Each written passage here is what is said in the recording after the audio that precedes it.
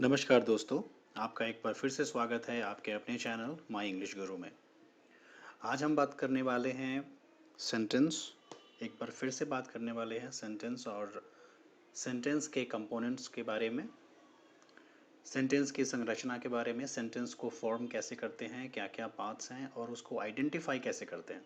क्योंकि ये बहुत ज़रूरी है। जब भी आप कोई सेंटेंस लिखते हैं या बोलते हैं किसी भी लैंग्वेज में, अगर आप लिखते हैं या बोलते हैं तो उस सेंटेंस में जो कुछ वर्ड्स होते हैं, जो उसके पार्ट्स होते हैं, वो कॉमन होते हैं, चाहे वो किसी भी लैंग्वेज के हों। तो किसी भी सेंटेंस को बोलने के लिए ये बहुत ज़रूरी है कि आपको ये पता होना चाहिए अच्छे से कि सेंटेंस का सब्जेक्ट क्या है, सेंटेंस का वर्ब क्या है, सेंटेंस का ऑब्जेक्ट क्या है। उसके अकॉर्डिंग ही आप सेंटेंस को फ्रेम कर पाएंगे और करेक्टली बोल पाएंगे। इसको सीक्वेंस ऑफ वर्ड्स भी कह सकते हैं। अगर आपको पता नहीं होगा तो कौन सा सेंटेंस कहाँ पे यूज़ करना है या कौन सा वर्ड कहाँ पे यूज़ करना है और किस वर्ड के बाद कौन सा वर्ड यूज़ करना है, अगर ये आपको पता नहीं होगा तो आप इनकरेक्ट इंग्लिश बोलेंगे भी और लिखेंगे भी। तो चलिए शुरू करते हैं।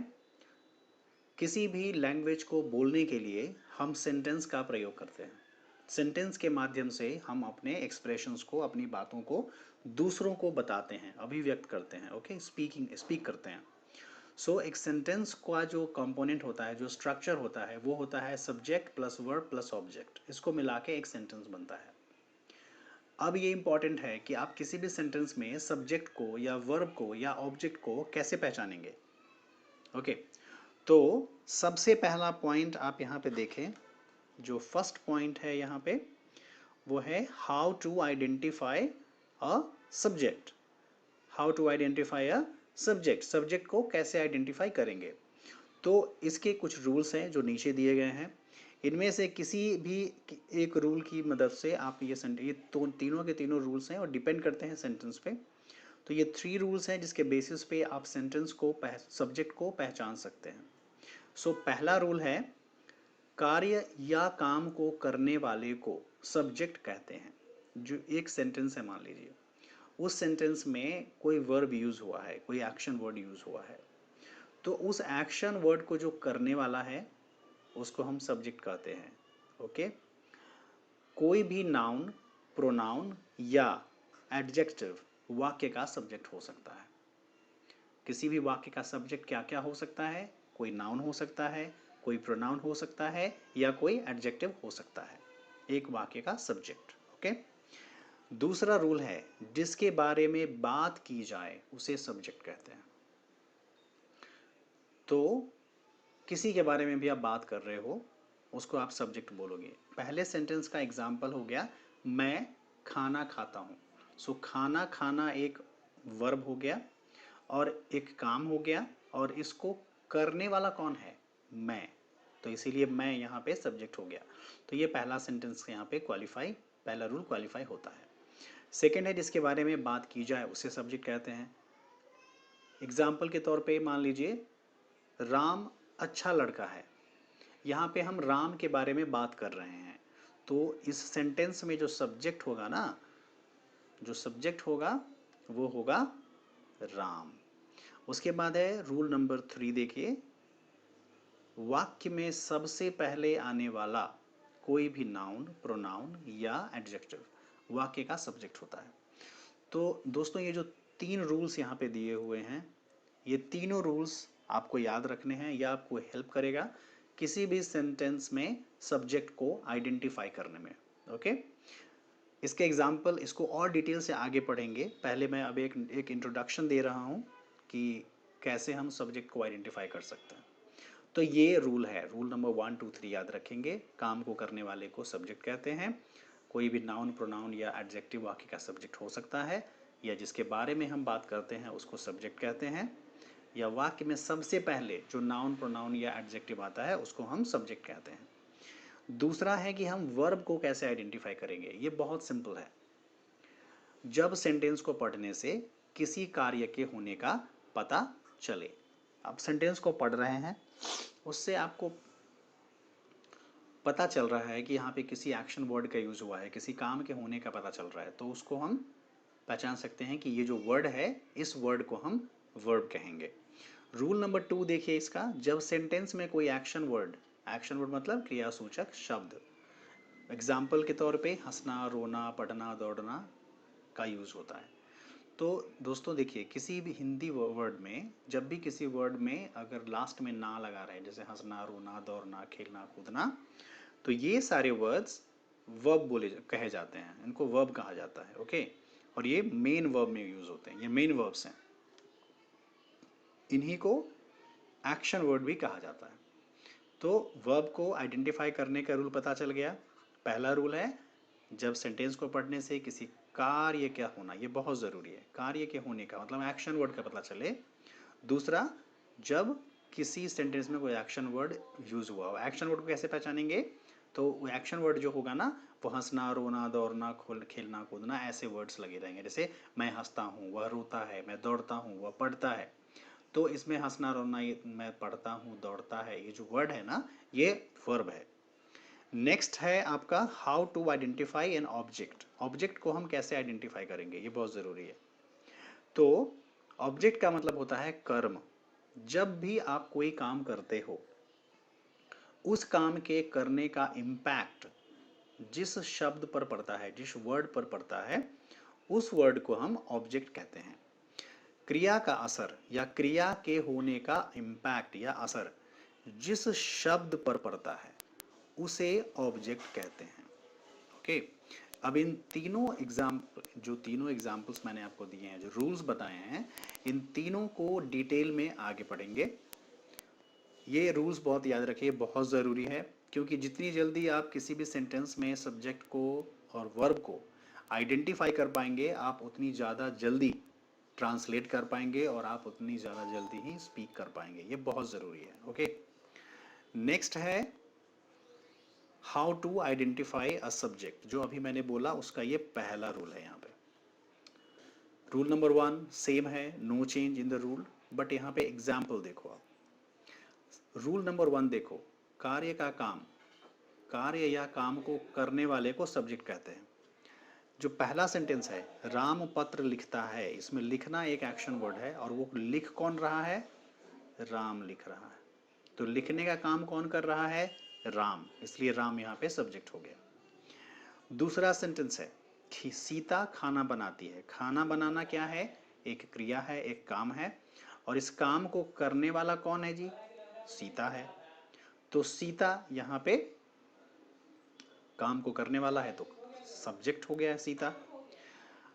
अब है वह गीत गाता है, वह गाता है, सो गाना यहाँ पे वर्ब हो गया और इस क्रिया हो गई, और इस क्रिया को करने वाला कौन है, वह।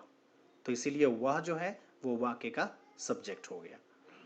तो जो फर्स्ट रूल है, फर्स्ट रूल ये वाला, इसका इससे रिलेटेड जो एग्जाम्पल है वो यहाँ तीनों एग्जाम्पल उसी से रिलेटेड है।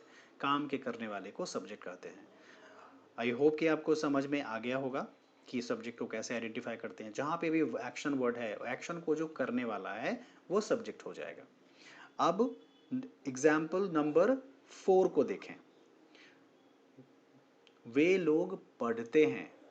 अगेन यहाँ पे दो चीज़ें हो गई, पढ़ना वर्ब है और पढ़ने वाला कौन है, वे लोग।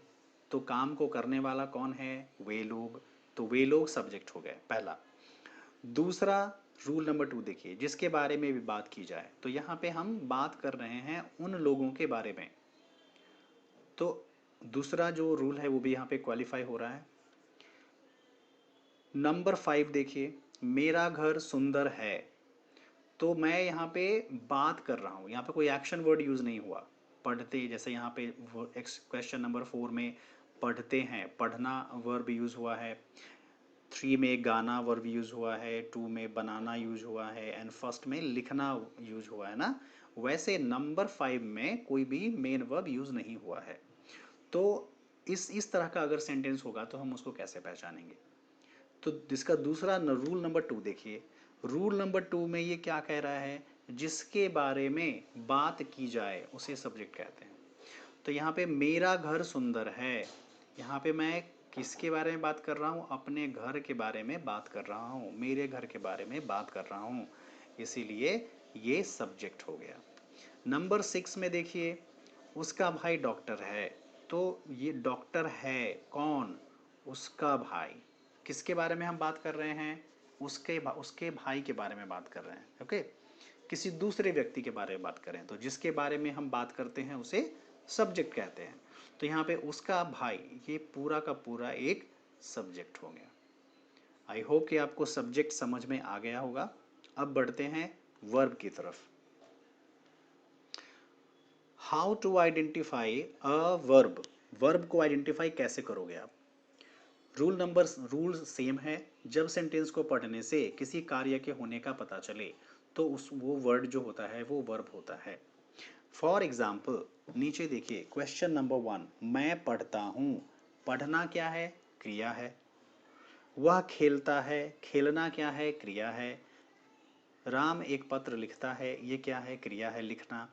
वे लोग खाना बना रहे हैं। सो खाना बनाना, पूरा ये पूरा का पूरा वर्ड जो है ना, खाना बनाना, ये पूरा एक सेंटेंस हो गया, वर्ब हो गया। तो इसमें इसीलिए मैंने इसको हाईलाइट भी कर दिया है। तो पढ़ना, खेलना, लिखना या खाना बनाना, ये सारे के सारे एक्शन वर्ड हैं जब सेंटेंस को पढ़ने से किसी कार्य के होने का पता चले। तो पहला जो वाक्य है ना, मैं पढ़ता हूँ, इसमें पढ़ने का पता चल रहा है, इसमें खेलने का, इसमें लिखने का और इसमें खाना बनाने का। तो ये सारे वर्ब हो गए। और जो वर्ब को, जो काम है, वर्ब क्रिया है, उसको जो करने वाला है वो सब्जेक्ट हो गया। तो यहाँ पे मैं सब्जेक्ट हो गया, वह सब्जेक्ट हो गया, राम सब्जेक्ट हो गया। और राम लिखता है, क्या लिखता है? एक पत्र। तो यहाँ पे राम सब्जेक्ट, लिखना वर्ब, और एक पत्र क्या हो गया जी? ऑब्जेक्ट। वे लोग खाना बना रहे हैं। सो खाना बनाना एक क्रिया है। कौन कर रहा है ये काम?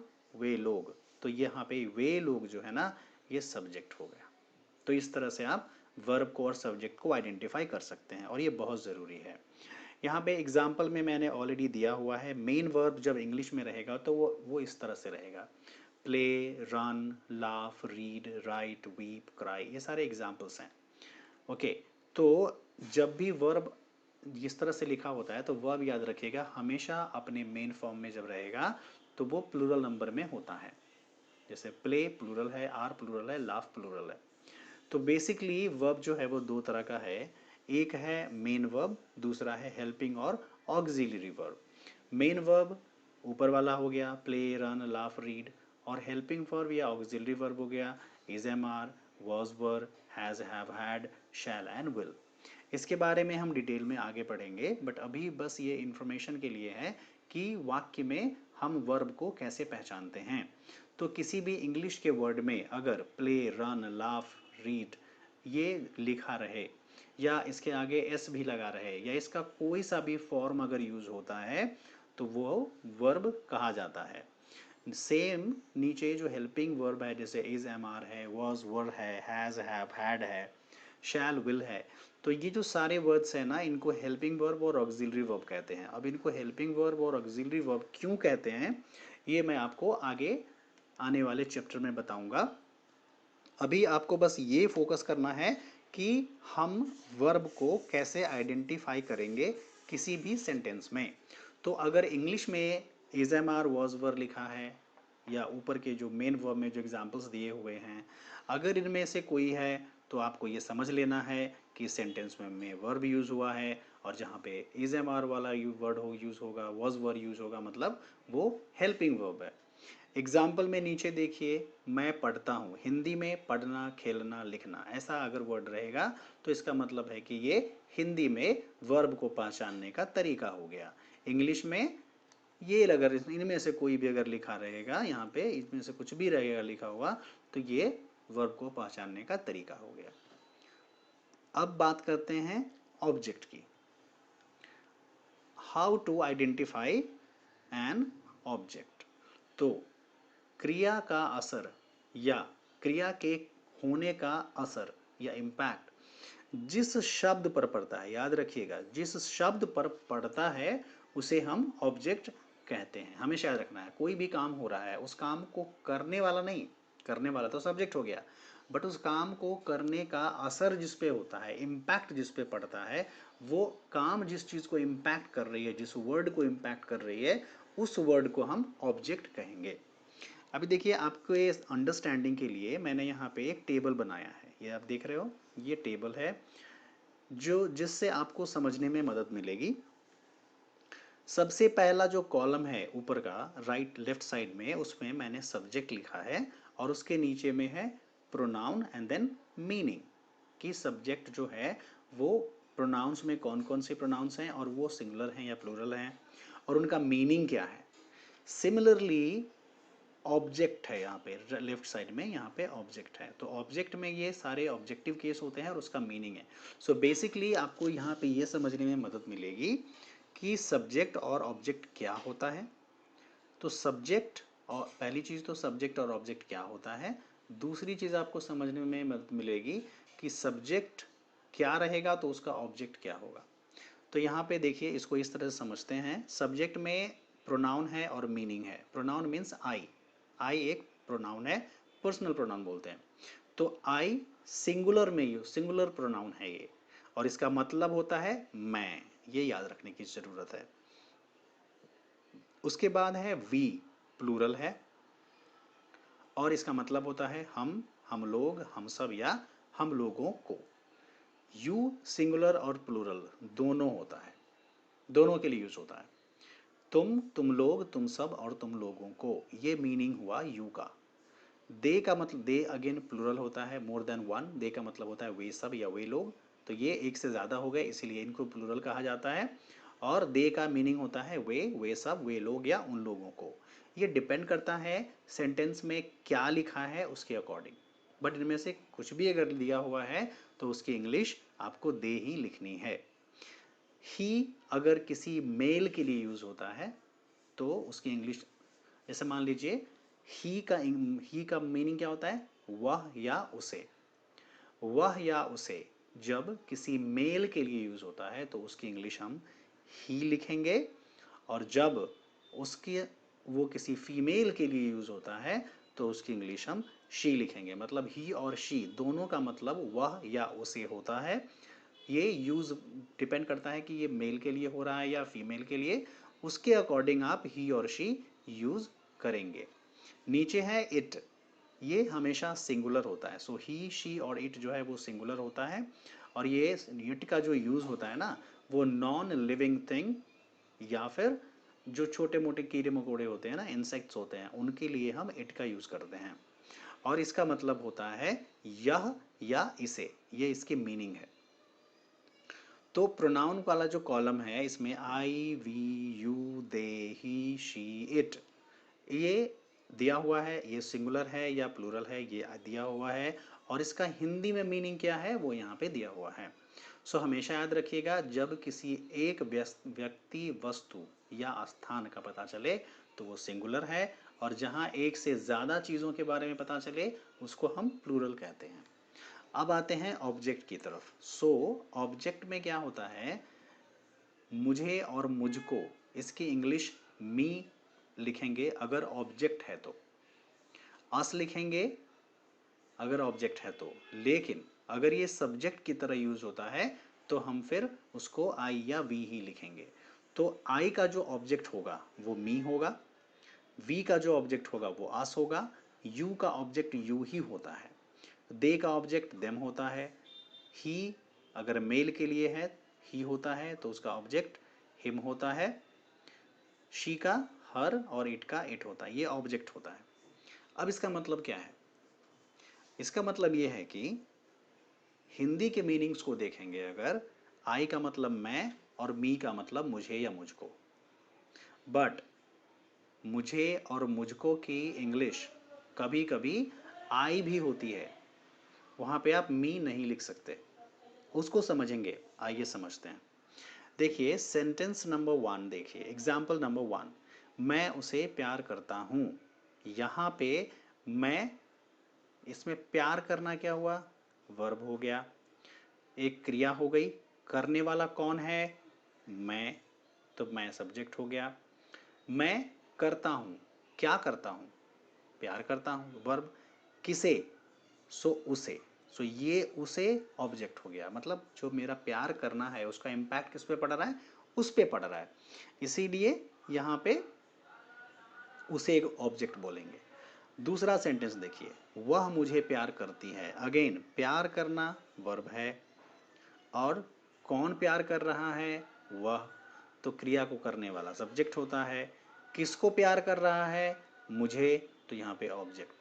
तो मैं उसे प्यार करता हूँ, उसे की इंग्लिश, अगर वो उसे किसी लड़के के बारे में है तो हम यहाँ पे लड़के के बारे में अगर रहेगा तो हम उसको क्या लिखेंगे, तो यहाँ देखिए ही, उससे और उसको की इंग्लिश दो है हमारे पास। यहाँ देखो ये दोनों की, ये दो हैं, एक का ही है और एक का शी है सब्जेक्ट में, और ऑब्जेक्ट में हिम और हर है। अगर उसे लड़के के लिए यूज हुआ है तो हम यहाँ पे हिम यूज करेंगे, अगर लड़की के लिए यूज हुआ है तो हर यूज करेंगे। Very simple. मैं उसे प्यार करता हूँ, सो आई लव हिम हो जाएगा। अगर लड़के के लिए है तो हिम यूज करेंगे, अगर लड़की के लिए है, अगर मैं, लड़की बोल रही है, लड़की बोल रही है कि मैं उसे प्यार करता हूँ, तो उससे लड़के के लिए अगर है तो वहाँ पे हिम होगा। अगर मैं जो बोल रहा है अगर वो मेल है तो उसे की इंग्लिश हर होगी, अगर वो लड़की के लिए बोल रहा है। तीसरा सेंटेंस है, वह मुझे प्यार कर, वह उसे प्यार करता है। ओके, सो प्यार करना अगेन यहाँ पे वर्ब हो गया। किसे प्यार करता है, तो उसे, वह प्यार करता है, तो वह जो हो गया काम को करने वाला हो गया, विच इज सब्जेक्ट। और किसको प्यार करता है, तो उसको, यहाँ पे उसे ऑब्जेक्ट हो गया। अब आते हैं सेंटेंस नंबर 4 पे। अब देखिए, तुम उन लोगों को पसंद करते हो। अगेन पसंद करना ये पूरा का पूरा वर्ब है। कौन पसंद करता है, तो तुम पसंद करते हो। किनको, उन लोगों को, तो यहाँ पे वो लोग ऑब्जेक्ट हो गए।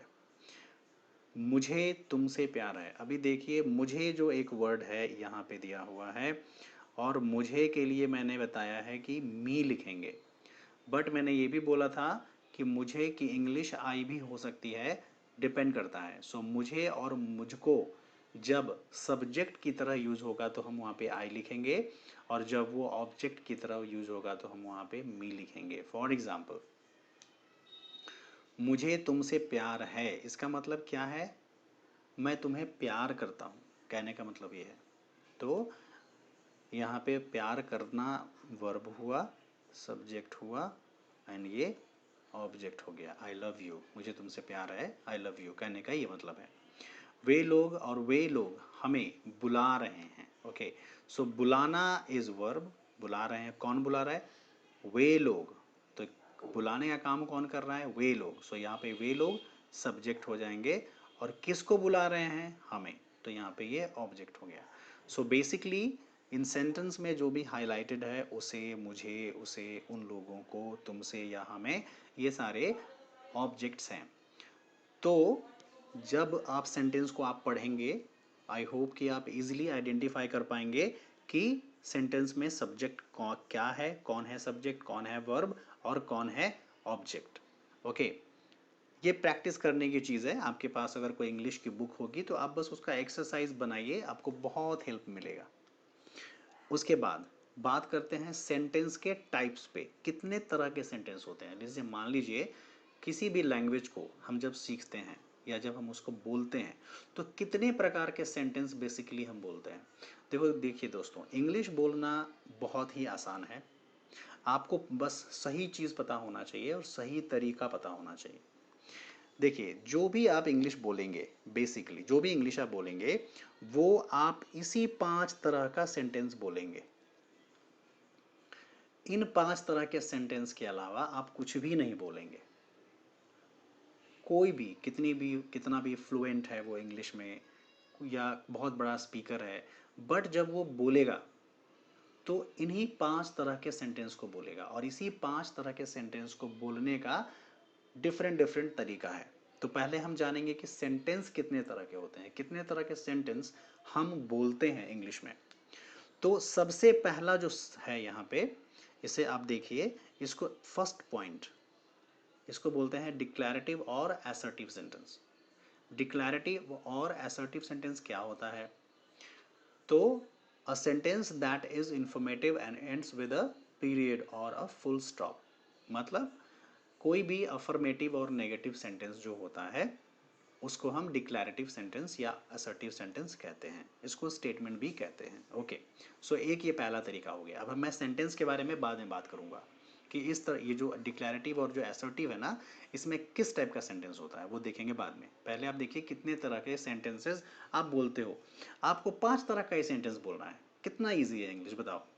आप ये 5 तरीके का सेंटेंस सीख लोगे, आप इंग्लिश बोल सकते हो इजिली। आपको क्योंकि कुछ भी आप बोलोगे इन 5 में से ही होगा, कुछ अलग होगा ही नहीं। सो पहला सेंटेंस है डिक्लैरेटिव और असर्टिव सेंटेंस। दूसरा है इंट्रोगेटिव सेंटेंस। इंट्रोगेटिव सेंटेंस का मतलब क्या है? Sentence is one that is used to question something and it ends with a question mark। मतलब इंट्रोगेटिव का सेंटेंस हम यूज करते हैं सवाल पूछने में। तो जनरली बोलचाल की भाषा में हम क्या बोलते हैं? कुछ बोलते हैं, जैसे मान लो मैं जा रहा हूँ, ओके, या मैं नहीं जा रहा हूँ, तो वो डिक्लैरेटिव और असर्टिव का पार्ट हो गया। अब आप किसी से कुछ सवाल पूछते हैं, ओके, तो वो जो सवाल पूछते हैं ना, वो आपके सेकंड नंबर पे आता है इंट्रोगेटिव सेंटेंस। हम किसी से सवाल पूछते हैं तो वो इंट्रोगेटिव टाइप का सेंटेंस हो गया। अब है एक्सक्लेमेटरी सेंटेंस। एक्सक्लेमेटरी सेंटेंस क्या होता है? जब हम अपने इमोशंस को एक्सप्रेस करते हैं, ओके, जब हम अपनी भावनाओं को व्यक्त करते हैं, हम ऐसे सेंटेंसेस हम बोलते हैं ना जो अपनी भावनाओं को हम व्यक्त करने के लिए बोलते हैं और आश्चर्य में बोलते हैं, उसको आश्चर्यचकित होकर बोलते हैं, राइट? तो उसको हम एक्सक्लेमेटरी सेंटेंस कहते हैं। जैसे फॉर इसके बारे में हम आगे पढ़ेंगे एग्जाम्पल में, बट मैं अभी आपको बता रहा हूँ कि टाइप ऑफ सेंटेंसेस कितने हैं। आश्चर्य से जब भी हम कुछ बात करते हैं, और हम करते ही हैं, किसी चीज़ को देख के हमें बहुत आश्चर्य होता है तो हम उससे रिलेटेड शब्द बोलते हैं। अरे कितनी अच्छी कार है, अरे कितना अच्छा घर है, अरे कितना सुंदर लड़का है, अरे कितनी सुंदर लड़की है, ओके, अरे कितनी अच्छी मूवी है, अरे क्या आइडिया है। तो ये जो सेंटेंसेस हैं ना, ये सारे के सारे आपके एक्सक्लेमेटरी सेंटेंस में आते हैं। उसके बाद है फोर्थ नंबर का सेंटेंस, जिसको बोलते हैं इंपैरेटिव सेंटेंस। सो इंपैरेटिव सेंटेंस में क्या होता है ना, वो इस सेंटेंस का यूज होता है आपको ऑर्डर दे, जहाँ जिससे कि ऑर्डर हम देते हैं, रिक्वेस्ट करते हैं, ओके। तो वैसे सेंटेंस जिससे हम रिक्वेस्ट करते हैं, जिसको बोल के रिक्वेस्ट करते हैं, या जिसको बोल के हम ऑर्डर देते हैं, वो उसको बोलते हैं इंपैरेटिव सेंटेंस, ओके। उसके बाद है फिफ्थ नंबर का ऑप्टेटिव सेंटेंस। ऑप्टेटिव सेंटेंस में क्या होता है? जब हम कुछ विश करते हैं, हम कामना करते हैं, किसी को आशीर्वाद देते हैं, किसी के बारे में हम अच्छा या बुरा बोलते हैं, अच्छा या बुरा कामना करते हैं, ओके। अच्छी या बुरी जब हम कामना करते हैं किसी के बारे में, या कुछ प्रेयर करते हैं या उसके बारे में विश करते हैं, तो उसको हम ऑप्टेटिव सेंटेंस कहते हैं। ये 5 टाइप के सेंटेंसेस हैं दोस्तों, और इन्हीं 5 टाइप के सेंटेंसेस पे पूरा लैंग्वेज टिका हुआ है। चाहे आप कोई भी लैंग्वेज बोलें, हिंदी, इंग्लिश या कोई भी लैंग्वेज आप बोलें, आप इन 5 तरह के ही सेंटेंसेस बोलते हैं। इन 5 से अलग आप नहीं बोल सकते। तो अगर आप इन 5 तरह के सेंटेंसेस को अच्छे से समझ लेते हो, सीख लेते हो, तो आपको इंग्लिश बोलने से कोई भी नहीं रोक सकता, और ये बहुत ईजी हो जाता है। अब इसको और डिटेल में हम समझते हैं, ओके। टाइप ऑफ सेंटेंसेस में सेम वही चीज़ मैंने लिखा है जो ऊपर लिखा है, declarative, interrogative, exclamatory, imperative sentence, operative sentence. और ये सेंटेंस पहला है टाइप ऑफ सेंटेंस। उसके बाद क्या है? When to use. इन सेंटेंसेस को हम यूज कब करेंगे, ओके, तो ये जानने की ज़रूरत है। जैसे डिक्लैरेटिव सेंटेंस का यूज कब होता है, तो यहाँ पे दिया हुआ है टू मेक स्टेटमेंट और टू कन्वे मैसेज। जब आप किसी को कुछ बोलते हैं या कोई सेंटेंस बनाते हैं या कुछ मैसेज कन्वे करते हैं, तो उस सेंटेंस को हम डिक्लैरेटिव सेंटेंस कहते हैं। तो डिक्लैरेटिव सेंटेंस में अफर्मेटिव सेंटेंस भी आता है और नेगेटिव सेंटेंस भी आता है। जैसे मैं जाता हूँ, मोहन अच्छा है, ये अफर्मेटिव हो गया। मैं नहीं जाता हूँ, मोहन अच्छा नहीं है, ये हो गया नेगेटिव सेंटेंस, ओके। बट इसको डिक्लैरेटिव भी कहते हैं। मतलब डिक्लैरेटिव का मतलब हुआ जिसको, जैसे मान लीजिए मैं बोलता हूँ मोहन अच्छा है या मोहन अच्छा नहीं है, सो दोनों सिचुएशन में मैं क्या कर रहा हूँ? मैं मैसेज कन्वे कर रहा हूँ, मैं एक स्टेटमेंट बना रहा हूँ, राइट? तो इसलिए ये डिक्लेरेटिव होता है। डिक्लेरेटिव सेंटेंस जब भी होगा उसके लास्ट में फुल स्टॉप आएगा। ओके, फॉर एग्जाम्पल में आप यहाँ पे देखो, वह मेरा दोस्त है और वह मेरा दोस्त नहीं है। इसको आप अफर्मेटिव सेंटेंस बोल सकते हो, इसको आप नेगेटिव सेंटेंस बोल सकते हो। तो अफर्मेटिव और नेगेटिव सेंटेंस जो होता है उसको हम बोलते हैं डिक्लेरेटिव सेंटेंस और असर्टिव सेंटेंस और स्टेटमेंट। ओके, अगर मैं इसको थोड़ा और तोड़ूं, थोड़ा और डिवाइड करूं, अगर डिक्लेरेटिव को, तो यहाँ पे बन जाएगा वह मेरा दोस्त है अफर्मेटिव, वह मेरा दोस्त नहीं है नेगेटिव। और इजी से समझने के लिए, जिसमें कोई भी नेगेटिव वर्ड नहीं लगा होता उसको अफर्मेटिव बोलते हैं, और जिसमें कोई नेगेटिव वर्ड आ जाता है उसको नेगेटिव बोलते हैं। तो अफर्मेटिव सेंटेंस और नेगेटिव सेंटेंस, ये तो दो बस एक एग्जाम्पल है। बट आप देखिए, जरा सोचिए और गौर कीजिए कि जब आप बोलते हैं तो ये सेंटेंसेस जरूर बोलते हैं। मैं खाता हूँ, मैं स्कूल जाता हूँ, मैं उससे मिलने जा रहा हूँ। ओके, मैं आज स्कूल नहीं जा रहा, मैं आज तुमसे मिलने नहीं जा रहा, मैं आज खाना नहीं खा रहा। तो ये जो अफर्मेटिव और नेगेटिव है, ये हमारे day to day word life में हम इसको बोलते हैं। तो ये बहुत, ये इसी तरह के सेंटेंसेस बोलते हैं। तो पहला सेंटेंस का एग्जाम्पल हो गया ये, डिक्लेरेटिव इज कंप्लीटेड। डिक्लेरेटिव हम कब यूज़ करते हैं? जब हम कोई स्टेटमेंट मेक करते हैं या जब कोई मैसेज किसी को कन्वे करते हैं। ओके, उस तब हम डिक्लेरेटिव सेंटेंस यूज़ करते हैं। डिक्लेरेटिव सेंटेंस में क्या होता है? अफर्मेटिव और नेगेटिव दोनों आ गया। दूसरा सेंटेंस है इंट्रोगेटिव। कब यूज़ करते हैं? When to use, to ask question. हम इंट्रोगेटिव सेंटेंस का यूज़ तब करेंगे जब हमें क्वेश्चन पूछना है, आस्क क्वेश्चंस, और इसके लास्ट में क्वेश्चन मार्क रहता है, ये वाला। फॉर एग्जाम्पल आप देख सकते हैं यहाँ पे हिंदी में सेंटेंस कैसा रहेगा इंट्रोगेटिव का। तो जिस तरह से हम कोई क्वेश्चन पूछते हैं, सवाल पूछते हैं, उसका जो स्ट्रक्चर होता है वैसा ही रहेगा। एक रहेगा सिंपल क्वेश्चन, दूसरा रहेगा क्वेश्चन जिसमें नेगेटिव वर्ड यूज़ होगा, और तीसरा है जिसको हम बोलते हैं इंट्रोगेटिव प्रोनाउन या WH क्वेश्चन, ये वाला। तो सबसे पहले है अफर्मेटिव को अगर आप देखें तो वह मेरा दोस्त है। जब वो एक क्वेश्चन में आ जाएगा तो वह मेरा दोस्त है सेम है, उसके पहले क्या लग जाएगा, क्या वह मेरा दोस्त है। नेगेटिव जब आएगा तो क्या वह मेरा दोस्त नहीं है। तो ये नेगेटिव बिल्कुल इस नेगेटिव की तरह है, वह मेरा दोस्त नहीं है। अगर क्या को आप नहीं कंसिडर करें तो वह मेरा दोस्त नहीं है, एज इट इज़ लिखा हुआ है, इसके पहले क्या लगा दिया मैंने तो ये क्वेश्चन हो गया, मतलब interrogative plus negative. WH question में क्या होता है? WH क्वेश्चन किसको बोलते हैं या इंट्रोगेटिव प्रोनाउन किसको बोलते हैं? तो जब किसी सेंटेंस में कब, कैसे, कौन, कहाँ, कितना ये वर्ड यूज़ होता है तो उसको इंट्रोगेटिव कहते हैं। तो इस तरह से भी हम सवाल पूछते हैं, तुम कहाँ थे या तुम कहाँ हो, तुम वहाँ क्यों हो। तो यहाँ पे ये जो कैसे वर्ड है ये इंट्रोगेटिव प्रोनाउन है। तो क्वेश्चन में तीन तरह से हम बात करते हैं, तीन तरह से बात करके हम सवाल को पूछते हैं। उसके बाद आता है एक्सक्लेमेटरी सेंटेंस। एक्सक्लेमेटरी सेंटेंस का यूज़ कब होता है? टू एक्सप्रेस इमोशन, अपनी भावनाओं को व्यक्त करने के लिए हम एक्सक्लेमेटरी सेंटेंस यूज़ करते हैं। इसके लास्ट में हमेशा क्वेश्चन मार्क माफ़ी चाहूँगा, एक्सक्लेमेशन मार्क रहेगा। और जो हिंदी में सेंटेंस लिखा होगा वह इस तरह से होगा, जैसे क्या आदमी है। ये इसमें एक सरप्राइज़ होना चाहिए, एक आश्चर्य भरा जो इम्प्रेशन होता है, इमोशन होता है, वो रहना चाहिए। जैसे क्या आदमी है, क्या ज़िंदगी है, क्या विचार है, कितना सुंदर फूल है। तो इस तरह से जो वर्ड सेंटेंस हम बोलते हैं, ये हमारे अपने रोज़मर्रा की ज़िंदगी में हम बोलते हैं डेली। और ये जो सेंटेंस होते हैं वो एक्सक्लेमेटरी सेंटेंस के अंतर्गत आते हैं। ओके, नेक्स्ट बढ़ते हैं इम्पेरेटिव सेंटेंस। इम्पेरेटिव सेंटेंस का यूज़ कब करते हैं? टू गिव कमांड, आज्ञा देने के लिए, ऑर्डर के लिए और रिक्वेस्ट के लिए। ओके, इसके लास्ट में फुल स्टॉप लगा रहता है और इसका सेंटेंस कैसा रहता है? यहाँ आओ, मेरे पास आओ, वहाँ मत जाओ, बात मत करो, उनसे बात मत करो। इस तरह के जो हम सेंटेंसेस बोलते हैं ये इम्पेरेटिव सेंटेंस में आता है। इसमें हम प्लीज़ या काइंडली भी यूज़ कर सकते हैं, जैसे कृपया यहाँ आइए, प्लीज़ कम हेयर, मेरे पास आओ, प्लीज़ कम टू मी, ऐसा। कृपया मेरे पास आइए, कृपया वहाँ मत जाओ, कृपया बात मत करो, कृपया उनसे बात मत करो। तो ये आप अपने ये यूज़ आप कर सकते हैं प्लीज़ का, कृपया का या दया करके।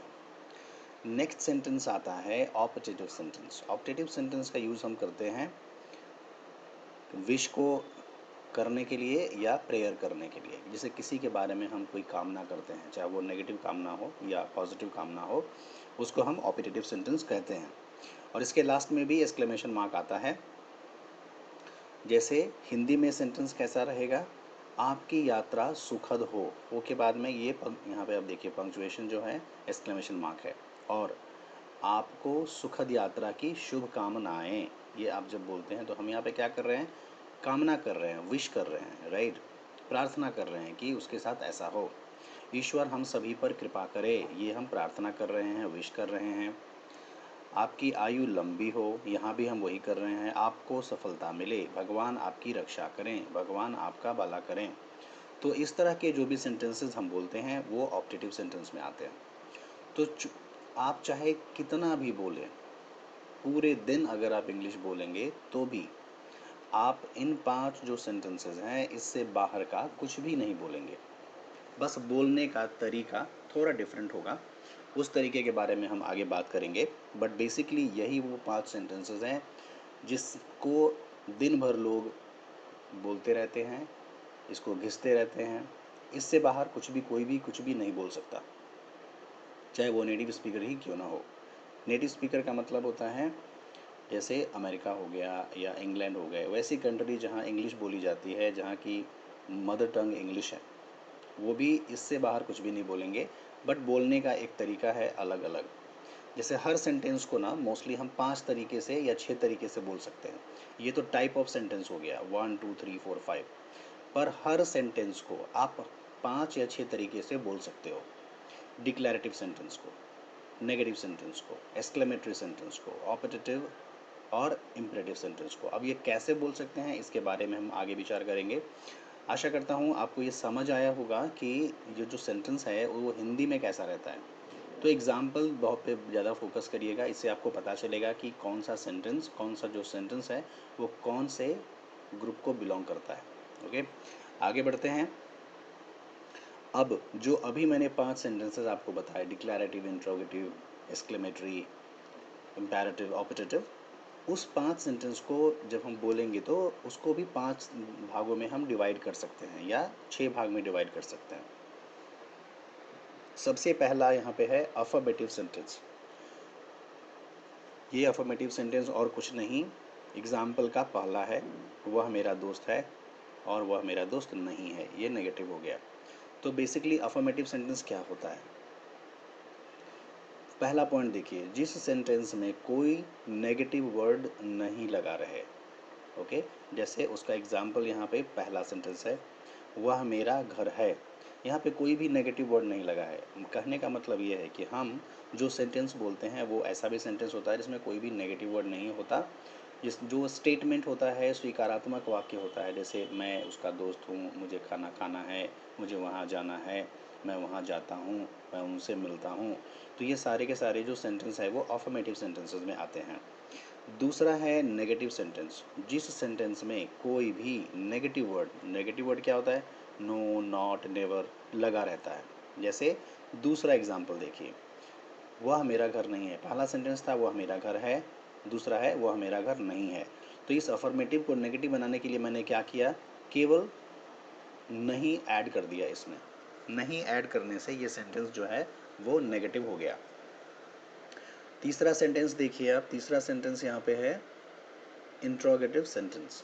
इसमें है जब सेंटेंस के पहले क्या लगा रहे या जिस सेंटेंस से प्रश्न पूछे जाने का बोध हो। जैसे तीसरा सेंटेंस देखिए, क्या वह मेरा घर है, तो यहाँ एक सवाल पूछा जा रहा है, क्या वह मेरा घर है। इसको बनाने के लिए मैंने क्या किया, वह मेरा घर है एज इट इज़ मैंने यहाँ पे लिखा वह मेरा घर है, और इसके पहले मैंने क्या शब्द यूज़ किया। जैसे ही मैंने क्या शब्द यूज़ किया यहाँ पे वो इंट्रोगेटिव बन गया और लास्ट में क्वेश्चन मार्क इम्पॉर्टेंट है वो आना चाहिए। अगर आप क्वेश्चन मार्क नहीं लिखेंगे, बोलते समय आपको क्वेश्चन मार्क नहीं बोलने की ज़रूरत है, आपको बस सेंटेंस बोलना है, इज़ दैट माई हाउस। लेकिन जब आप लिखेंगे और वहाँ पे अगर आप ये एक्सक्लेमेशन मिस कर जाते हैं तो वो सेंटेंस आपका इनकरेक्ट हो जाएगा।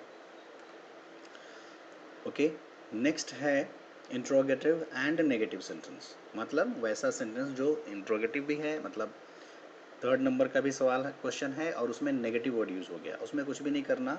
फोर्थ नंबर का सेंटेंस देखिए, वह मेरा घर नहीं है, ये बिल्कुल नेगेटिव की तरह है, वह मेरा घर नहीं है। सेम वर्ड यहाँ, सेम सेंटेंस यहाँ पे है, अंतर क्या है, बस मैंने यहाँ पे क्या ऐड कर दिया। तो अफर्मेटिव सेंटेंस नेगेटिव कैसे बनता है, नेगेटिव सेंटेंस या फिर अफर्मेटिव सेंटेंस से इंट्रोगेटिव सेंटेंस कैसे बनता है, इंट्रोगेटिव से इंट्रोगेटिव एंड नेगेटिव कैसे बनता है, इस पे आपको फोकस करने की ज़रूरत है। ओके, तो देखिए सिंपल, पहला सेंटेंस था वह है, वह मेरा घर है। मैंने इसको नेगेटिव बनाने के लिए क्या किया, इसमें नहीं को ऐड कर दिया। तीसरा, मैंने क्वेश्चन बनाने के लिए क्या किया, affirmative sentence as it is है, वह मेरा घर है, मैंने उसके पहले क्या ऐड कर दिया, बस। फोर्थ नंबर में ये ऑलरेडी क्वेश्चन, थर्ड नंबर में क्वेश्चन है, मुझे इसको नेगेटिव में चेंज करना है, नेगेटिव क्वेश्चन में, तो मैंने क्या किया, क्या एज इट इज़ रहने दिया और मैंने यहाँ पे नहीं को ऐड कर दिया। तो ये इंट्रोगेटिव एंड नेगेटिव सेंटेंस हो गया जो फोर्थ नंबर को क्वालिफाई करता है। उसके बाद है फिफ्थ नंबर का सेंटेंस। फिफ्थ में क्या कहता है, interrogative pronoun, IP sentence, short में इसको आईपी बोलते हैं, इसको डब्ल्यूएच क्वेश्चन भी बोला जाता है। तो इसको कैसे पहचानेंगे, जब सेंटेंस के बीच में कब, क्यों, कौन, कैसे, कहाँ, क्या या कितना लगा रहता है, तो ऐसे वर्ड्स को हम कहते हैं इंट्रोगेटिव प्रोनाउन या डब्ल्यूएच क्वेश्चन, और सेंटेंस इस तरह से बनता है। जैसे मेरा घर कहाँ है, तो ये जो वर्ड कहाँ है ये मैंने इसमें ऐड कर दिया। अगर मेरा घर है रहता तो ये अफर्मेटिव हो जाता, बट मैंने इसमें मेरा घर कहाँ है ऐड कर दिया। ये जो कहाँ वर्ड यूज़ किया ये इंट्रोगेटिव प्रोनाउन है, ये डब्ल्यूएच क्वेश्चन हो गया। और जब भी क्वेश्चन रहेगा तो उसमें क्वेश्चन मार्क रहेगा ही रहेगा। तो बेसिकली आप देखिए यहाँ पे ऊपर में जितने भी पॉइंट्स दिए हुए हैं, अफर्मेटिव, नेगेटिव, इंट्रोगेटिव, 5 पॉइंट्स हैं, नीचे उन पांचों के एग्जाम्पल्स दिए हुए हैं सेंटेंसेस के, जिससे आपको समझने में आसानी होगी। तो आपको फोकस करना है सबसे पहली चीज़ कि सेंटेंस को हम चेंज कैसे कर रहे हैं, अफर्मेटिव से नेगेटिव में, नेगेटिव से इंट्रोगेटिव में कैसे चेंज कर रहे हैं, क्या वर्ड ऐड कर रहे हैं और उसका पोजीशन क्या है, ये ध्यान देना है। कहाँ पे हम क्या लगाएंगे तो वो चेंज हो जाएगा। ओके, इसके बारे में हम आगे बात करेंगे, बट अभी आपको समझना है कि अफर्मेटिव सेंटेंस कैसा होता है हिंदी में, नेगेटिव कैसा होता है, इंट्रोगेटिव कैसा होता है, इंट्रोगेटिव नेगेटिव कैसा होता है, और डब्ल्यूएच क्वेश्चन, आईपी क्वेश्चन कैसा होता है। तो उम्मीद करता हूँ सेंटेंस के साथ जो नीचे एग्जाम्पल्स दिए हुए होंगे हैं, इससे आपको समझने में आसानी होगी। आगे चलते हैं। स्ट्रक्चर ऑफ सेंटेंस, मतलब जब आप सेंटेंस को लिखेंगे, बनाएंगे, किसी भी तरह का सेंटेंस हो, मान लीजिए डिक्लेरेटिव सेंटेंस है या इंट्रोगेटिव सेंटेंस है, कोई भी सेंटेंस है, अगर उसको आपको लिखना है, उसको कैसे लिखेंगे, तो उसका स्ट्रक्चर है। सबसे पहले आप देखिए यहाँ पे, सबसे पहले अफर्मेटिव सेंटेंस है यहाँ, इसका स्ट्रक्चर क्या होता है, सबसे पहले सब्जेक्ट लिखेंगे, उसके बाद हम वर्ब लिखेंगे, और उसके बाद में ऑब्जेक्ट या अदर वर्ड्स लिखेंगे। ये आपको ध्यान देने की ज़रूरत है। सब्जेक्ट सबसे पहले आता है वाक्य में, अगर वो सेंटेंस अफर्मेटिव का है और नेगेटिव का है तो देखिए एग्जाम्पल में दिया हुआ है, वह मेरा घर है, दैट इज़ माई हाउस। सो वह मेरा घर है, इसको ट्रांसलेट कैसे किया मैंने, सबसे पहले सब्जेक्ट, सब्जेक्ट क्या है, वह। इसके लिए सब्जेक्ट को पहचानने के लिए मैंने ऑलरेडी प्रीवियस वीडियो में मैंने बताया है कि आप सब्जेक्ट को कैसे पहचानेंगे। ओके, सो वह मेरा घर है, यहाँ पे वह मेरा घर है, सो वह जो है वो हो गया सब्जेक्ट। ओके, और उसके बाद में हम यहाँ पे जब भी सब्जेक्ट लिखेंगे उसके बाद हम इज़ लगाएंगे। ऑलराइट, सो पहले मैंने सब्जेक्ट लिख दिया, यहाँ सबसे पहला क्या लिखना है, सब्जेक्ट, यहाँ पे मैंने लिख दिया वह। उसके बाद वर्ब आया, वर्ब जो भी है इसका वो लिख देना है, तो मैंने यहाँ पे इज़ लिख दिया। मेरा घर, माई हाउस एक साथ आया। इंट्रोगेटिव सेंटेंस है, ओके, अफर्मेटिव हो गया। अभी नेगेटिव सेंटेंस देखिए। नेगेटिव सेंटेंस का स्ट्रक्चर क्या होता है? सबसे पहले सब्जेक्ट हुआ प्लस वर्ब हुआ plus negative word plus object. तो आप अगर अफर्मेटिव सेंटेंस के स्ट्रक्चर को देखेंगे तो यहाँ पे अफर्मेटिव और नेगेटिव में बस यही अंतर है कि मैंने थर्ड पॉइंट में नेगेटिव वर्ड यूज़ कर दिया है। That is the only difference. Sentence जब भी हम बनाएंगे तो उसका भी वही सीक्वेंस होगा। सबसे पहले हम सब्जेक्ट लिखेंगे, मैंने वह लिख दिया, वह की इंग्लिश दैट लिखा मैंने। उसके बाद मैंने दूसरे पॉइंट में बोल रहा है वर्ब, मैंने यहाँ पे वर्ब लगा दिया। उसके बाद बोल रहा है नेगेटिव वर्ड यूज़ करो, तो नहीं का नॉट होता है वो मैंने लगा दिया। बोल रहा है अदर वर्ड्स यूज़ करना है, मैंने माई हाउस यूज़ कर दिया। तो ये स्ट्रक्चर हो गया नेगेटिव का। अफर्मेटिव में वह मेरा घर है, नेगेटिव में वह मेरा घर नहीं है। इंट्रोगेटिव सेंटेंस यानी कि प्रश्न वाला, इसमें देखिए सबसे पहले क्या है, वर्ब को यूज़ करना है, उसके बाद सब्जेक्ट यूज़ करना है एंड उसके बाद में ऑब्जेक्ट या अदर वर्ड्स यूज़ करना है। हिंदी में सेंटेंस कैसा रहेगा? क्वेश्चन में ओनली क्या यूज़ कर देना है। अफर्मेटिव में देखिए वह मेरा घर है, यहाँ पे अगर आप क्या हाइड कर देते हैं तो यह दिखेगा आपको वह मेरा घर है।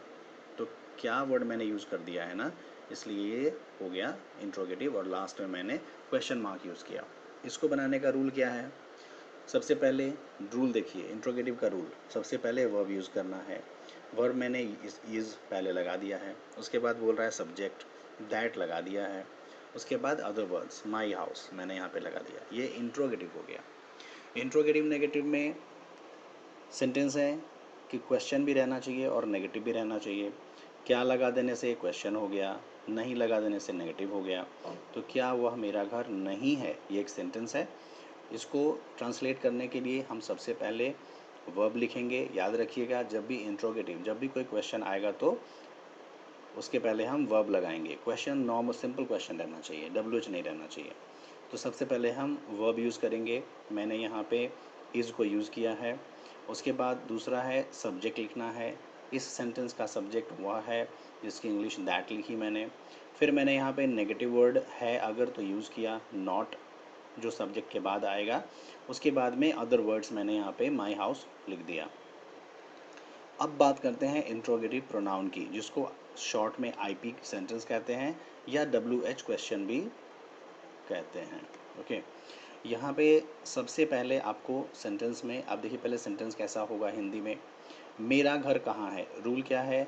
इंट्रोगेटिव सेंटेंस में कभी कहीं पे भी कब, कैसे, कौन, कहाँ, कितना लगा रहता है। तो एक सेंटेंस है जिसमें कहाँ वर्ड यूज़ हुआ है, ये एक IP वर्ड है। तो सबसे पहले हम क्या करेंगे, इंट्रोगेटिव प्रोनाउन का जो भी वर्ड आया है उसको हम लिखेंगे। तो यहाँ पे मैंने लिख दिया है सबसे पहले इंट्रोगेटिव प्रोनाउन। फर्स्ट में देखिए इंट्रोगेटिव प्रोनाउन बोल रहा है, मैंने interrogative pronoun as it is लिख दिया है यहाँ पे वेयर। उसके बाद है वर्ब यूज़ करना है, वर्ब मैंने इज़ लगा दिया है। उसके बाद वाक्य का सब्जेक्ट लिखना है। सब्जेक्ट में क्या है? My house. सेंटेंस कंप्लीट हो गया, मेरा घर कहाँ है, वेयर इज़ माई हाउस। इसी में अगर नेगेटिव वर्ड यूज़ होता था तो मैं सब्जेक्ट के बाद नेगेटिव लगाता था। मेरा सब्जेक्ट क्या है? इस सेंटेंस में नॉट यूज़ नहीं है हुआ है, बट ऐसा कोई सेंटेंस होगा जहाँ पे कि अगर नॉट यूज़ हुआ है तो आप उसे सब्जेक्ट के बाद यूज़ करेंगे। ऑलराइट, ठीक है। तो ये स्ट्रक्चर होता है, ये बेसिक स्ट्रक्चर है। आप किसी भी सेंटेंस को, चाहे वो कोई भी सेंटेंस हो, अगर आप उसको आप 5 तरीके से बोलते हैं। जनरली कभी भी आप बोलते हैं तो इन 5 तरीक़ों से ही बोलते हैं। या तो आप अफर्मेटिव सेंटेंस बोलते हैं, या तो आप नेगेटिव सेंटेंस बोलते हैं, या तो आप इंट्रोगेटिव नेगेटिव बोलते हैं, या फिर आप इंट्रोगेटिव प्रोनाउन का सेंटेंस बोलते हैं। यही 5 सेंटेंस बोलते हैं और यही 5 तरीका है जिससे आप सेंटेंस को बोलते हैं। ओके, या 6 तरीका कह सकते हैं। इंट्रोगेटिव प्रोनाउन में मैंने नॉट यूज़ नहीं किया तो ये एक तरीका हो गया, जैसे यहाँ पे है मेरा घर कहाँ है। अगर इसमें आपको नॉट यूज़ करना है तो आप सेंटेंस हो सकता है मैं वहाँ क्यों नहीं हूँ, तुम वहाँ क्यों नहीं हो, तो नेगेटिव वर्ड यूज़ हो जाएगा। तो बेसिकली 5 से 6 तरीके से ही हम इंग्लिश को बोलते हैं। तो पहली चीज़ याद रखनी है क्या आपको? सबसे पहले आपको याद रखना है कि जो सेंटेंस होता है वो ये 5 तरह के हैं, डिक्लैरेटिव, इंट्रोगेटिव, एक्सक्लेमेटरी इम्परेटिव सेंटेंस और ऑपरेटिव सेंटेंस, ये 5, और इन पांचों को हम फिर 5 या 6 तरीके से बोल सकते हैं जो यहाँ पे है। तो अगर आपको ये स्ट्रक्चर समझ आ गया, अफर्मेटिव का स्ट्रक्चर कैसा होता है, नेगेटिव का, इंट्रोगेटिव का कैसा होता है, तो जितनी जल्दी आप समझेंगे आप उतनी जल्दी इंग्लिश को बोल पाएंगे और उतना फ्लुएंसी आ जाएगा। तो आपको 2 चीज़ें यहाँ ध्यान रखनी है। हिंदी में सेंटेंस कैसे चेंज होता है, कोई सेंटेंस अगर अफर्मेटिव है तो वो नेगेटिव में कैसे चेंज होता है, वो इंट्रोगेटिव में कैसे चेंज होता है, वो इंट्रोगेटिव नेगेटिव में कैसे चेंज होता है, वो फिर इंट्रोगेटिव प्रोनाउन में कैसे चेंज होता है। ये आपको हिंदी में भी ध्यान रखना है और आपको इंग्लिश में ध्यान रखना है कि इंग्लिश में मैं क्या ऐड करूँगा तो वो अफर्मेटिव से नेगेटिव हो जाएगा, वो इंट्रोगेटिव हो जाएगा, वो अफर्मेटिव से इंट्रोगेटिव नेगेटिव हो जाएगा, वो इंट्रोगेटिव प्रोनाउन हो जाएगा। अगर ये मेन जिस्ट है, जितनी जल्दी आप इसको कवर करते हैं आपकी इंग्लिश उतनी जल्दी अच्छी हो जाएगी। चलिए आगे बढ़ते हैं। यही चीज़ जो मैंने आपको इस यहाँ पे बताया है, एक्सप्लेन किया है, इसी को थोड़ा सा और सबको एक साथ करके मैंने इसको एक्सप्लेन करने की कोशिश मैं करूँगा यहाँ पे, जिससे आपको समझने में और आसानी रहे। जब मैंने जैसा अभी आपको बोला, affirmative sentence, negative sentence, interrogative negative sentence और इंट्रोगेटिव प्रोनाउन, WH क्वेश्चन, इसमें एक हो गया विदाउट नेगेटिव और एक हो गया नेगेटिव। इसीलिए मैं आपको बता रहा था कि 5 से 6 तरीक़े से बेसिकली हम बोलते हैं। तो आप जब भी इंग्लिश बोलते हो या दुनिया का कोई भी व्यक्ति जब इंग्लिश बोलता है तो वो इन्हीं 5 और 6 तरीक़ों को रिपीट करता रहता है एवरी टाइम। यही 5 या 6 तरीके हैं जिसको आपको सीखना है और आप इससे बहुत अच्छी इंग्लिश इसी से बोल सकते हैं। जितनी जल्दी आप ये समझेंगे, जो कॉन्सेप्ट जितनी जल्दी आपका क्लियर होगा, आप उतनी जल्दी इंग्लिश बोल पाएंगे। तो अफर्मेटिव सेंटेंस जो सबसे पहले है यहाँ पे, इसका सेंटेंस स्ट्रक्चर क्या है? सबसे पहले सब्जेक्ट है, फिर वर्ब है, फिर ऑब्जेक्ट आया तो ऑब्जेक्ट, नहीं तो अदर वर्ड्स यूज़ करेंगे। अफर्मेटिव सेंटेंस का एग्जाम्पल यहाँ पे दिया हुआ है, ये देखिए, माई ब्रदर इज़ देयर। पहले क्या है? सबसे पहले सब्जेक्ट है, माई ब्रदर यहाँ पे सब्जेक्ट हो गया। उसके बाद सेकंड में वर्ब यूज़ करना है, वर्ब मैंने यहाँ पे इज़ यूज़ किया है और उसके बाद में अदर वर्ड्स लगा दिया, there, my brother is there. इसका नेगेटिव सेंटेंस क्या होगा? तो ऊपर के सेंटेंस को देखिए, subject plus verb plus object. Negative में जब मैंने चेंज किया तो मैंने ओनली नॉट यूज़ किया है बस, और इसका पोजीशन कहाँ पे है?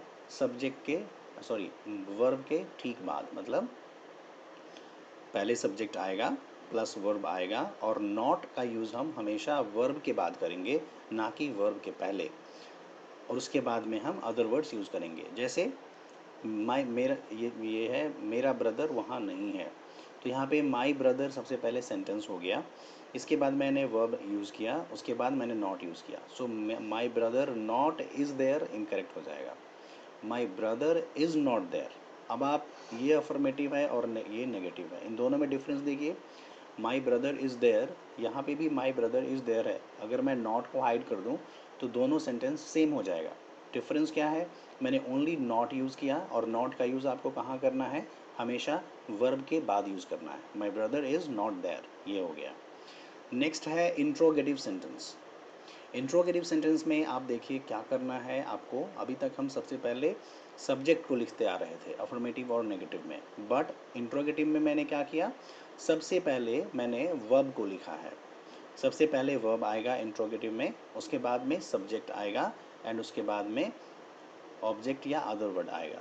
अगर आप अफर्मेटिव सेंटेंस को देखें तो सबसे पहले सब्जेक्ट है, फिर वर्ब है, फिर ऑब्जेक्ट है, बट क्वेश्चन में क्या है? ये जो वर्ब है ना, ये पहले आ जाएगा, बाकी सब सेम रहेगा। तो पहले वर्ब आ गया, फिर सब्जेक्ट आ गया, और फिर अदर वर्ड्स आ गया। सेंटेंस को अगर आप देखेंगे तो, क्या मेरा भाई वहाँ है, तो सबसे पहले है, अगर ये सेंटेंस आएगा तो हम क्या लिखेंगे? सबसे पहले वर्ब, तो वर्ब यहाँ पे इज़ है, मैंने इज़ लिख दिया, इसलिए मैंने हाईलाइट भी किया है।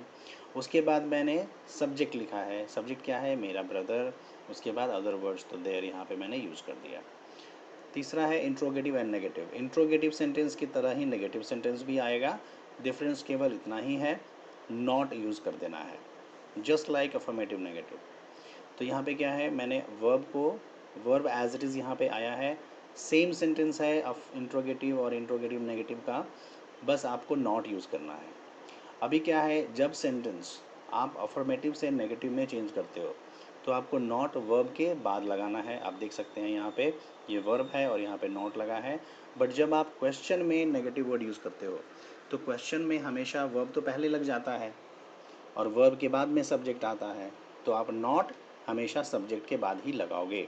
इसीलिए यहाँ पे मैंने नॉट को हाईलाइट किया है। सबसे पहले वर्ब, फिर सब्जेक्ट, फिर नॉट, फिर अदर वर्ड्स।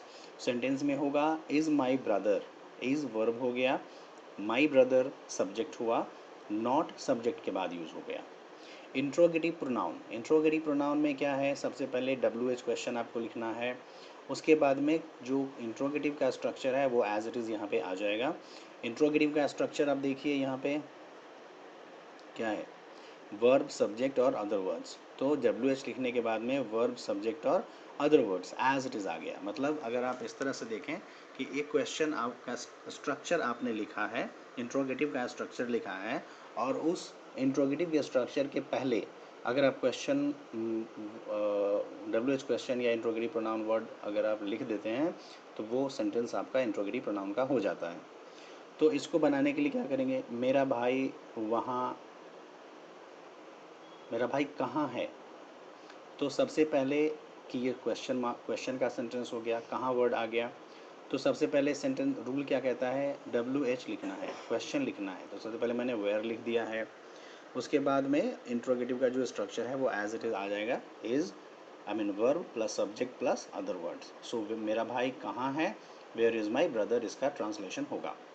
नेक्स्ट है interrogative negative plus negative word. तो इंट्रोगेटिव और इंट्रोगेटिव नेगेटिव में बस डिफरेंस वही है, ओनली नॉट का, जो अफर्मेटिव और नेगेटिव में था, या फिर इंट्रोगेटिव और इंट्रोगेटिव नेगेटिव में था। Everything is the same, no change, only आपको क्वेश्चन वर्ड ऐड कर देना है। इंट्रोगेटिव प्रोनाउन से आई मीन इंट्रोगेटिव का जो सेंटेंस है उससे जब आप WH क्वेश्चन बनाएंगे तो आपको ओनली WH क्वेश्चन ऐड करना है। और जब नेगेटिव वर्ड आएगा तो हमेशा याद रखिएगा वो सब्जेक्ट के बाद यूज़ होगा। कब इस सब्जेक्ट के बाद कब यूज़ होगा, क्वेश्चन वाले सेंटेंस में। अगर ये अफर्मेटिव नेगेटिव सेंटेंस रहेगा तो नॉट हमेशा वर्ब के बाद यूज़ होगा। जैसे ही वो क्वेश्चन बन जाएगा वैसे ही नॉट का यूज़ सब्जेक्ट के पहले होगा। क्यों, क्योंकि क्वेश्चन में हमेशा वर्ब सब्जेक्ट के पहले आता है, ये ध्यान रखना है। इसका एग्जाम्पल यहाँ पे है, why is my brother not there, मेरा भाई वहाँ क्यों नहीं है। ये एक हिंदी का ट्रांसलेशन होगा। तो सबसे पहले WH क्वेश्चन लिखना है आपको। तो WH क्वेश्चन वाई है, क्यों, मैंने लिख दिया। उसके बाद में सेकंड में क्या है, वर्ब है, वर्ब लिख दिया। उसके बाद क्या है, सब्जेक्ट लिखना है, मेरा ब्रदर, मैंने लिख दिया। उसके बाद नॉट यूज़ किया है सब्जेक्ट के बाद, और उसके बाद में अदर वर्ड यूज़ किया। तो इस तरह से आप समझ सकते हो। तो ये जो जो टेबल मैंने बनाया है ये आपकी अंडरस्टैंडिंग को और इजी करेगा, आपको समझने में और आसानी होगी कि सेंटेंस अफर्मेटिव से नेगेटिव में कैसे चेंज होता है। इसके लिए आपको ये सेंटेंस स्ट्रक्चर पे ध्यान देना है। जो भी नया वर्ड इसमें ऐड हुआ है मैंने उसको हाईलाइट किया है रेड से। एक अफर्मेटिव सेंटेंस सिंपल जैसा लिखा हुआ है, subject plus verb plus object. जब हम अफर्मेटिव को नेगेटिव में चेंज करेंगे तो हम यहाँ पे ओनली नॉट यूज़ करेंगे वर्ब के बाद। तो यहाँ पे एक्स्ट्रा जो है अफर्मेटिव से नेगेटिव में वो ओनली नॉट यूज़ हुआ है। उसके बाद में जब भी जैसे ही ये क्वेश्चन में चेंज हुआ तो ये वर्ब पहले आ गया, इसका प्लेस चेंज हो गया। उसके बाद जब वो इंट्रोगेटिव नेगेटिव आया तो वर्ब तो पहले रहेगा ही, नॉट यूज़ करना है, और नॉट कहाँ यूज़ करना है, सब्जेक्ट के बाद। उसके बाद आया WH क्वेश्चन।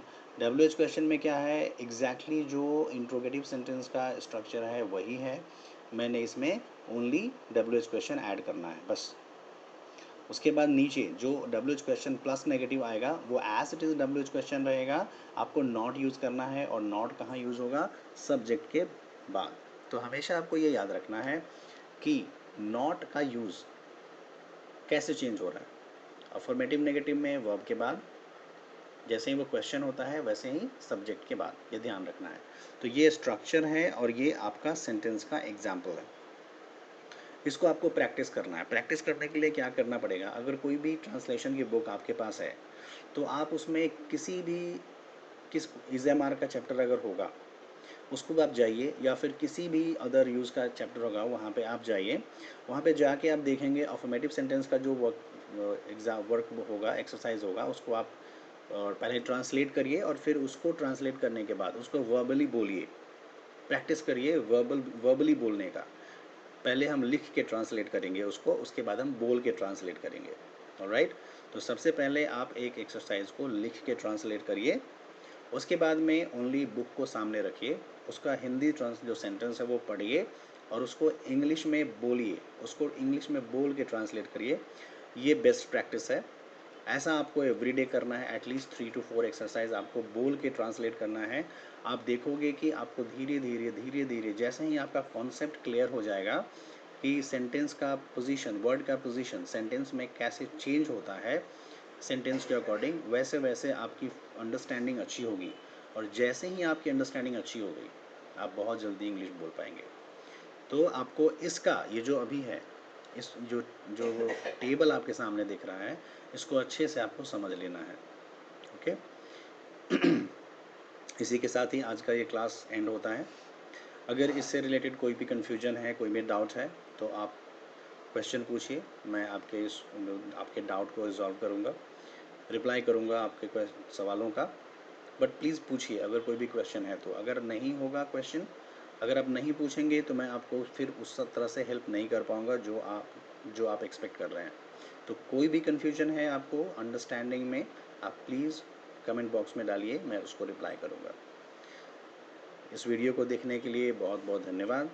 अगर आपको लगता है कि ये वीडियो आपके लिए हेल्पफुल है, आपको इससे बेनिफिट मिल रहा है, तो प्लीज़ आप इस वीडियो को लाइक करिए और सब्सक्राइब करिए, शेयर करिए। Thank you.